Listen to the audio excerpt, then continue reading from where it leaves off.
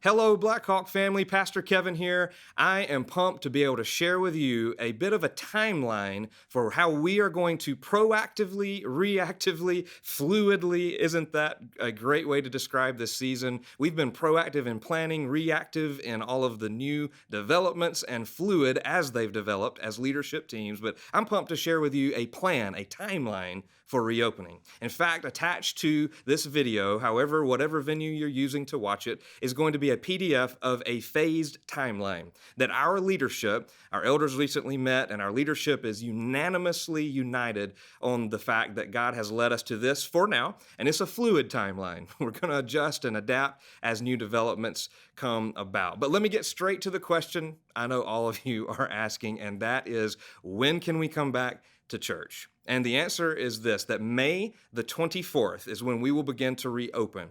We will have worship services that day with a little bit of a different time frame to accommodate some of what I'll share with you at 9 and 11. Again, that's May the 24th, 9 a.m. and 11 a.m. We will have in-person worship opportunities, but we'll also still be online, just like we have been being. And so I want to walk you through some of the why behind that. How did our leadership get so united and rallied around that? Why is that time frame where we feel God has led us? We believe that we were called to be proactive in this, to do everything we can to plan, and I'm so proud of our teams, how we've been doing that, but to be reactive and work with, based on Romans 13, our government, and submit to the authorities. If they're not asking us to sin, then we need to work together to beat the spread of this virus. And so 2 reasons for the why behind this is response and readiness. Responsiveness. First of all, we're called to respond to God's command to love our neighbor, to protect our neighbor, to do what it takes to work together in a unified way through this, including working with our local and national officials. So we've been trying to do that well, and this date, we believe, fits into that category of being responsive to God's call and to working with our government. And secondly, readiness. We want to make sure we're ready. It's a new normal. Listen, I don't think God wants us to go back to the old normal. I think God uses times like this to do a new normal. And the new normal is going to require some readiness. We've got some supplies that are ordered. We've got some teams that we're training and retraining and reacclimating over the next couple of weeks to be ready for the May 24th date. So until May 24th, to be clear, we're online only, 9 and 10:45. Starting on May 24th and forward, you can come at 9 a.m. or 11 a.m. And so that's why we're doing that. And I want to give you a few details. I've got a list I want to run through with you. First of all, if you're uncomfortable, if you don't find it feasible, if you don't think it is in your family's best interest for any reason at all, we are not asking you to come here to the church to be here with us in person. We're inviting you. Everyone is welcome, except for a few restrictions I'll walk through with you. However, if you see it not being the wisest decision for your family for any reason, stay home. We encourage you to stay home. We're still going to be online. We're still going to have resources for the whole family there, just like we've been doing. We're not retreating from that. In fact, we're still going to be ramping up our online presence. And so if you fit that, stay home. As would I also ask our at-risk, vulnerable population to do. That includes people who are 65 and older, people who have any kind of a compromised immune system, if you have any underlying health conditions. As much as it pains my pastor's heart to say this, we are going to ask you at least through July 1 to stay home and participate online only. We're going to still be checking in with you, and we really want you to be here with us, but we care and love you too much to not ask you to stay at home if you fit that category. Also, if you're sick, if you are personally sick or you have been exposed to anyone who is sick, then we want to ask you as well to stay home. And we're going to highly recommend all that come in to our worship services wear masks. As you sit in the seats, we want you to wear masks as you're in that proximity to everyone else. And so we're even going to have masks available at the door as you come in. And so, hey, let's have some fun with that. Let's see who can decorate the most creative masks as you come. So if you don't have your own, we'll have some available for you. But hey, let's have a little fun with that, and who knows what that will turn into. Kids, one of the things that will be different is we are not, at least through June 15. From there, it'll be to be determined. We'll communicate with you,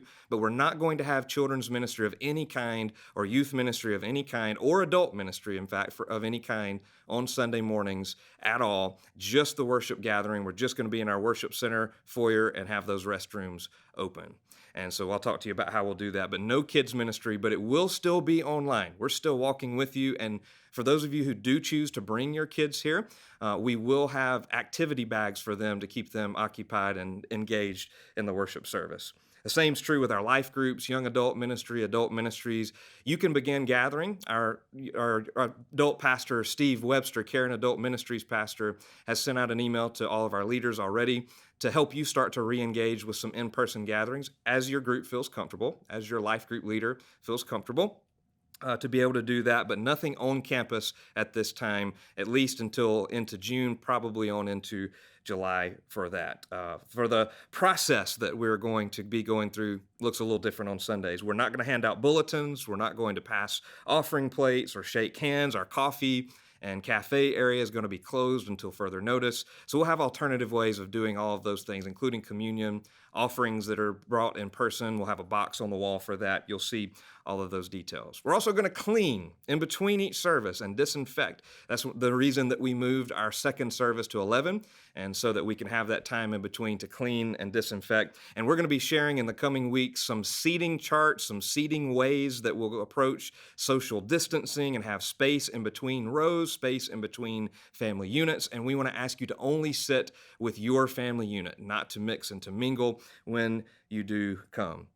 That was a lot. And so we've got a document attached to this video. However you're watching it, you can find that document via a link or a PDF file where you can look at these phases, you can look at the details.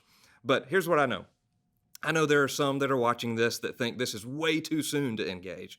And equally, some are watching it thinking it's way too late to engage.